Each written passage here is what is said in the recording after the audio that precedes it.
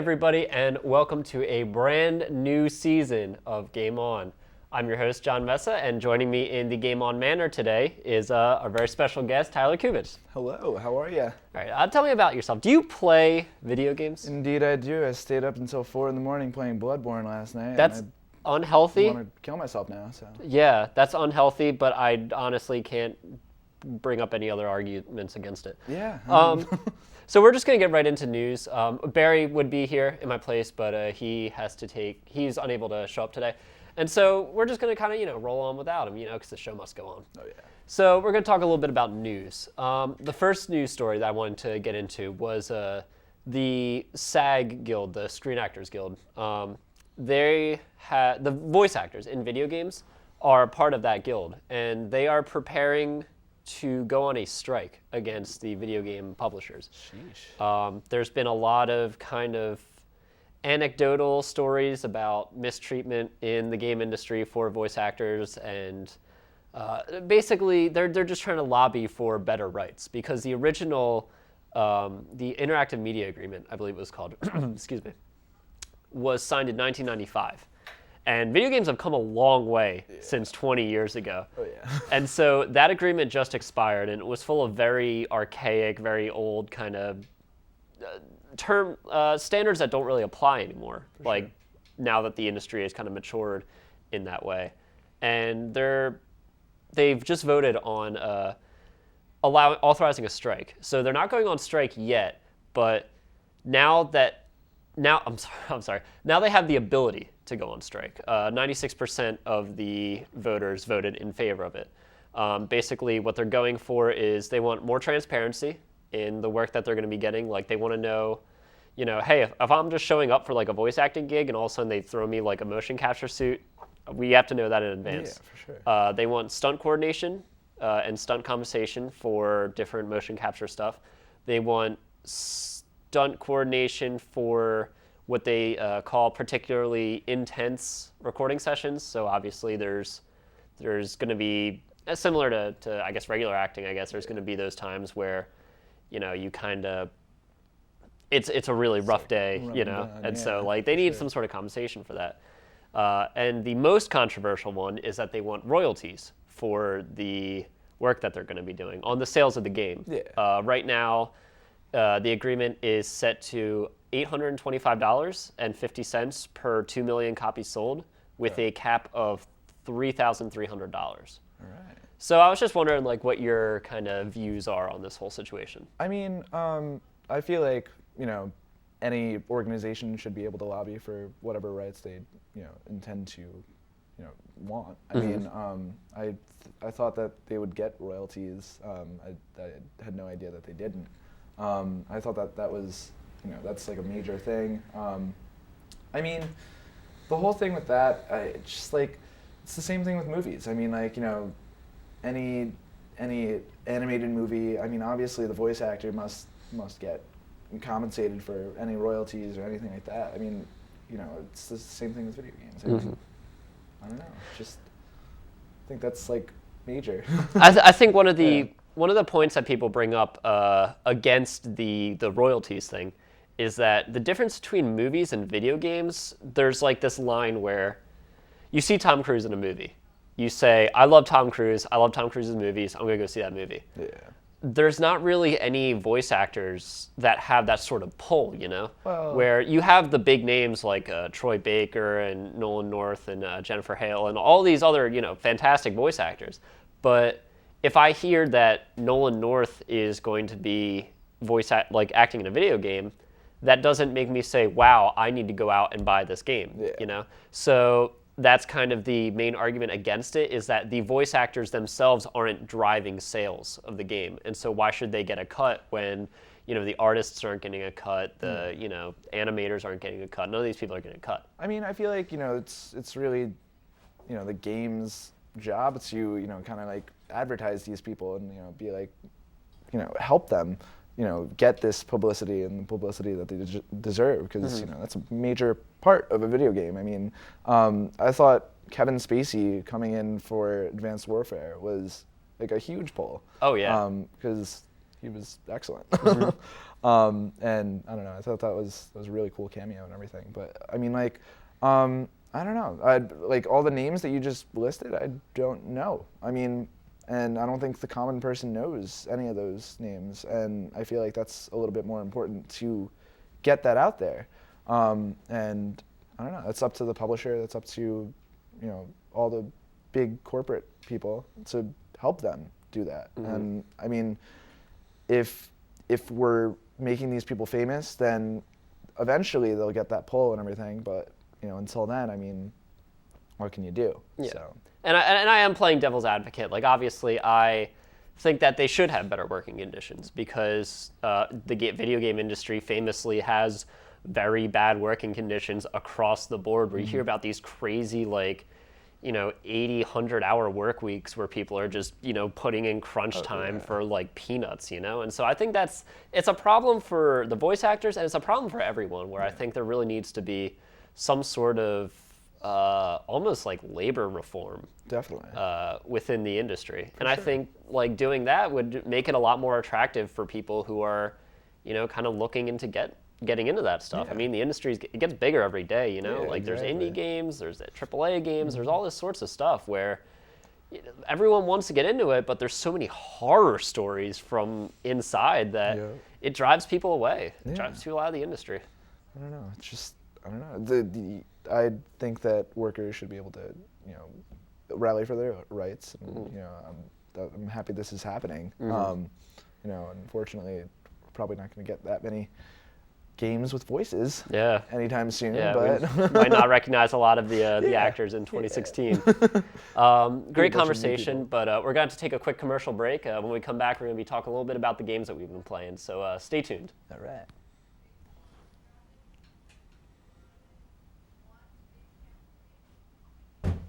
Hey everybody, and welcome back to Game. Are you okay, Kevin? I'm good. Our floor manager just destroyed his knee against the news desk. Yeah. So in the last segment, we were talking about, you were discussing your, we weren't really discussing it, but you were hinting at this addiction that you have, this something that's destroying your life. Can you go into that a little bit? Bloodborne. Yes. So Bloodborne is a game in which if you hate your life, you decide to play it. I started out with Dark Souls 2. My roommate had Dark Souls 2, so I was like, all right, I'll try it out.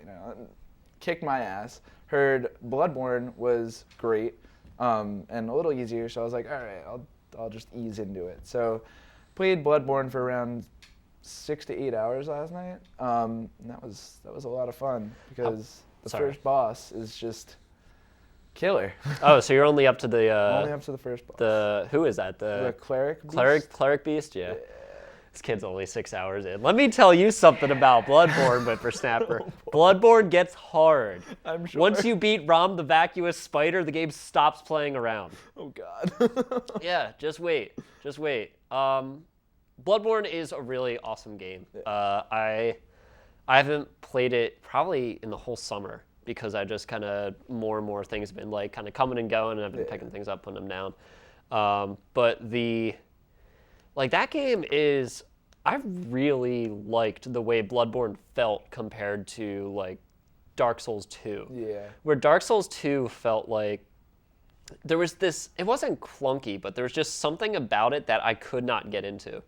And I think Bloodborne has a level of polish that Dark Souls 2 is definitely lacking. Yeah, because I don't know, I feel like Dark Souls 2 is a little slower as well. Mm-hmm. It's a little, Bloodborne's like much more fast paced, and like you get like a lot more, I don't know, it's like simpler. Like Dark Souls 2 just kind of throws you into it and it's just like, all right, figure this out. And it's like, all right, like I had to get help from like my roommate to be like, all right, like what should I do to like be good at this? And he's like, all right, this. And I'm like, I wouldn't have known that. I don't know what half of the stats are. I don't know anything like that.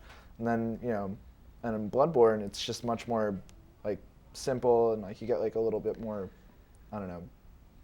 It's easier. Mm-hmm. Yeah. Was Dark Souls 2 your first like introduction into the Souls series? Mm-hmm.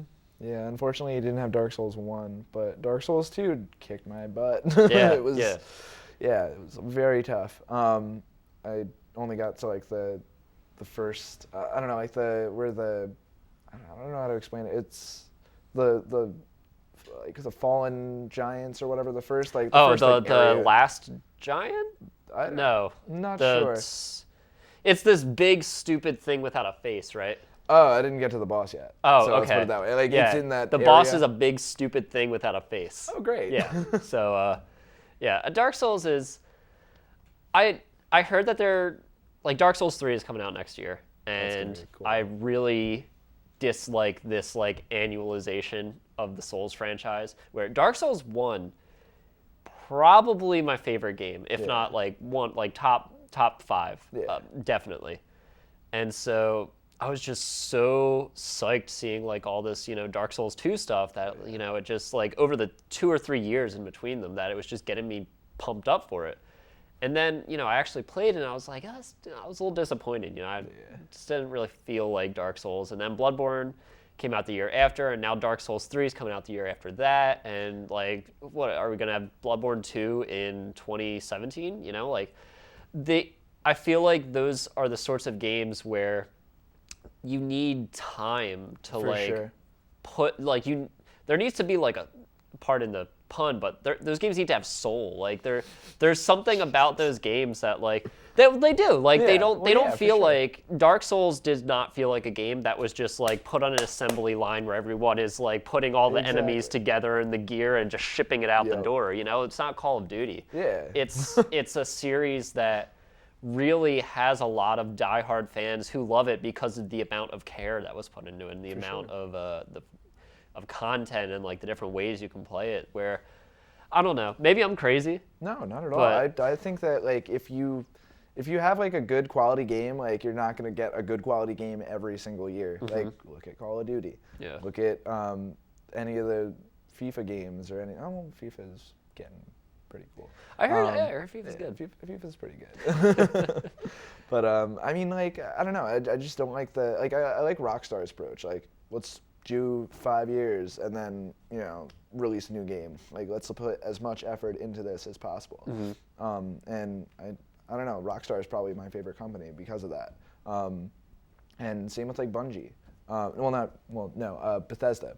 Bethesda with like Fallout 4. I mean, like, who saw that coming? Yeah, it's not a game that Fallout 4 is not a game that you're gonna rush out. Exactly. Same. Yeah. So like, they had that whole Skyrim thing. I mean, in the E3 conference, I mean, like they had like I forget the guy's name, but he was like saying like, oh yeah, like sorry about the wait and everything, but like we had that Skyrim thing, that little thing. Yeah. But I mean, if you rush out games and stuff, you're not gonna get the same quality like as taking your time with it and really just giving it the care it needs. So. And maybe Dark Souls 3 isn't going to be rushed out. I mean, I think the problem with Dark Souls 2 was that Miyazaki, the director, the guy who did Demon Souls, Dark Souls, and then went straight to Bloodborne, he wasn't on Dark Souls 2.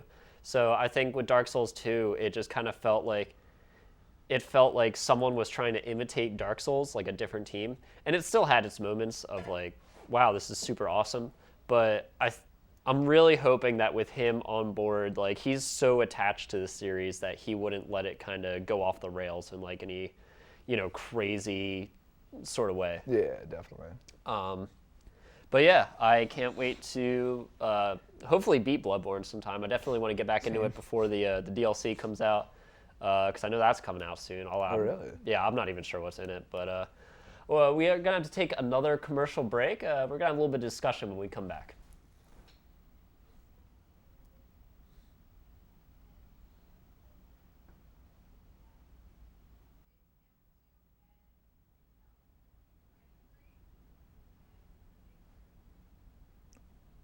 Are we done?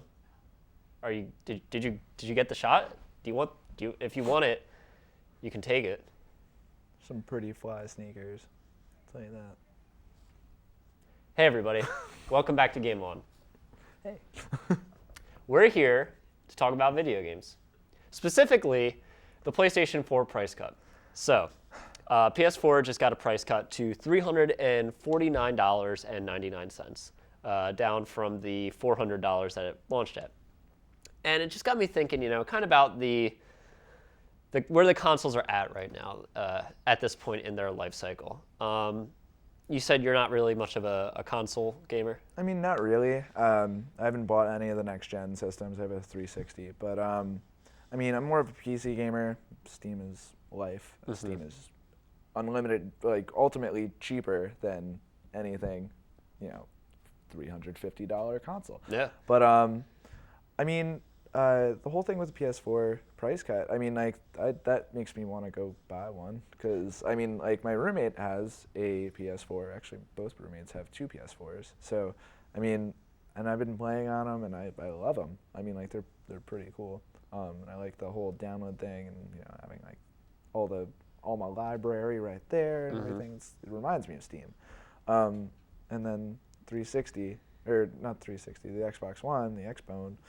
Just kind of makes me cringe a little bit because other friends have that, and the whole thing with like, oh, you could have your games, you just gotta, your game is your game, and you can't put that anywhere else. And it's like, that's garbage. Yeah.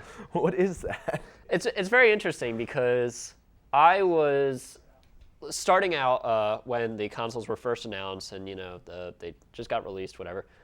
I was very much on the Sony bandwagon, because they seemed like they could do no wrong leading up to these consoles. Like Microsoft shot themselves in the foot probably 6 or 7 times. They uploaded the entire clip, and they started off horrible. Like they started off with so much ill will towards them, and then Sony was just completely taking advantage of that, just raking all that, saying like, you do not need to be online to play our games. Our games are gonna be cheaper. They're gonna run better. And like they had so much momentum going in. And now I feel like Sony took all that momentum and did nothing with it. And I think Microsoft, on the other hand, has, you could say, oh, like what policy aren't they going to like backpedal on? But like they're making constant changes to their platform that everyone is asking for. Like people ask for, I mean, it's the big one, but like the no internet connection, they got rid of it. They asked for like new dashboards, they got it. I mean, I don't have an Xbox One, so I can't totally speak on it. But there's stuff in the PS4 that's people have been asking for since it was released. Like people have been asking for folders. They've been asking for more online space, which I think they're just getting now. Yeah. You had I think it was a gig of online storage on PS4. When like there were games like Trials Fusion. Trials Fusion is like a 300 megabyte save file. Jeez. For a bike game, for Trials. Yeah. It was complete insanity. And like Sony just, I feel like they've just sat on their laurels from like coasting off of like all this, this, I keep saying momentum, but like they had so much going in, I feel like they haven't done anything with it, and I feel like Microsoft has really been kind of fighting tooth and nail to get back those customers. Well, yeah. I mean, they kind of need to. I mean, like, I don't know, but is PS4 backwards compatible? No, PS4 is not backwards compatible. Neither is Xbox One. Xbox One is backwards compatible. Really? That was another thing where Microsoft, they got backwards compatibility working on Xbox One. All right. And I forget who said it. One of the Sony heads said, we think that is really great that they got backwards compatibility working on the Xbox One. And we think that we should do things differently, which is basically saying, no, we are never going to put in backwards compatibility. We're not going to tell you why, but you're just going to have to deal with it. Sorry. More money for them. I don't know, man. I really fell off on these consoles. Enough so that I ended up, I got a PS4, it broke, and then I bought a PC. Like I built my own PC last year. And the only reason I still have a PS4 was for Bloodborne. Bloodborne is the only game I played on PS4, and other than that, I don't think I've turned my PS4 on since April. Like, I just don't use it. Like, there's no reason to use it. Yeah, I mean, it's a Netflix machine. Well, the 360 is now my Netflix machine. But, I mean, I don't know. It's just doesn't seem really, nothing's like grabbing me about getting a console. And I don't really want to get a console anytime soon. I like the whole, library thing. That's cool. and like like storing all your games on it and everything. But I don't know. It's just then of course Blu-ray player. I mean that's cool, but I don't know. It just never sold me. Didn't. I don't know, the 360 was the last real thing that was like, all right, like I could do this, because like everybody was on Xbox Live and all that stuff, and I like the free online PSN account and stuff. Like I have my own now. That's not free though. Oh really? On PS4 they changed it so that you have to have a PlayStation Plus membership in order to play stuff online.